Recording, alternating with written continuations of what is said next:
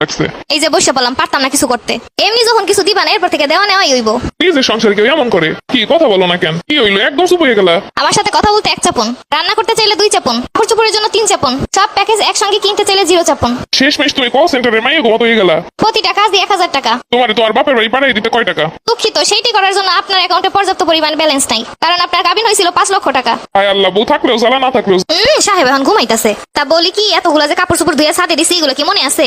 হ্যাঁ, তো সাথে দিছো, গিয়ে নিয়ে আও। কাপড় চোপড় দুমো আমি, দিয়েও আসমো আমি, নিয়েও আসমো আমি। তো তুমি দিয়ে আসলে তুমি নিয়ে আসতে পারবা না? না পারুম না, তুমি যাও ছাদে। প্রতিবার তুমি এমনই করো, কাপড় চোপড় রোদে দিয়ে আসো, এরপরে আমারই দিয়ে সবানাও। তুমি যাবা কিনা হিয়া গাও। একটা উপায় বের করতে হইব, সব সময় খালি আমারই দিয়ে এইসব কাম করে। আইসি বুদ্ধি, এমন একটা কথা কুমার সাথে যাইতে কইব না কোনোদিন। ও সাথে যাওয়া লাগবো, আগে কইবা না? ভাবি আছে উপরে, এক কাজ করি, ভাবিরে ফোন দিয়ে কই ভাবি কাপড় চোপড় গুলো একটু দরজার সামনে দিয়ে যাইতে।